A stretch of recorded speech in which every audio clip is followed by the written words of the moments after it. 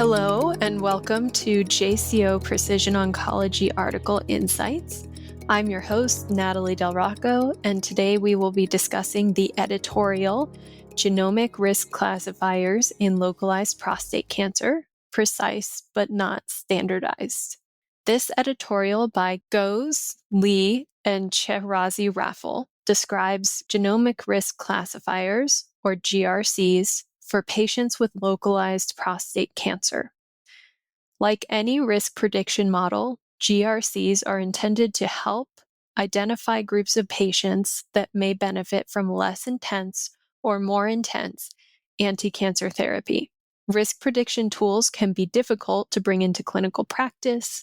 They require a lot of validation.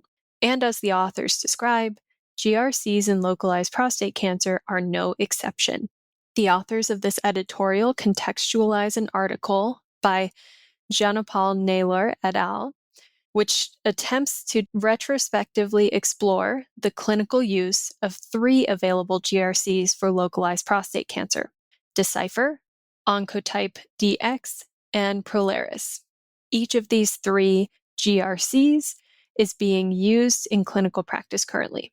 In the original article, all 3 GRCs were associated with less intense therapy being prescribed in practice. However, the editorial authors note that this is likely selection bias due to the observational nature of the study design. It is conceivable that GRCs were more likely ordered to make decisions for patients who were already thought to be good candidates for less intensive therapy. Another weakness of the retrospective study design is that patient-level covariates known to be associated with clinical prognosis in localized prostate cancer, such as staging, Gleason score, prostate-specific antigen, were unavailable. The authors note that sampling bias may also be an issue. Uninsured patients are not included in the original article, and therefore may impede the ability to make conclusions about the association of GRC use with income level. The editorial authors highlight important study findings as well as these limitations, such as the heterogeneity of interventions following GRC result return. The Prolaris GRC was found to be associated with more surgical interventions, while the Decipher GRC was associated with more androgen deprivation therapy plus radiation. Additionally, patients with active surveillance were more likely to have a GRC in general ordered.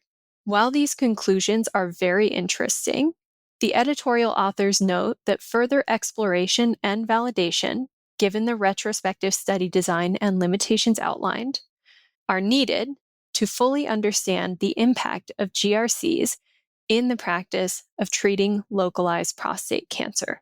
Thank you for listening to JCO Precision Oncology Article Insights. Don't forget to give us a rating or a review, and be sure to subscribe so that you never miss an episode. You can find all ASCO shows at asco.org/podcasts. The purpose of this podcast is to educate and to inform. This is not a substitute for professional medical care and is not intended for use in the diagnosis or treatment of individual conditions. Guests on this podcast express their own opinions, experience, and conclusions. Guest statements on the podcast do not express the opinions of ASCO. The mention of any product, service, organization, activity, or therapy should not be construed as an ASCO endorsement.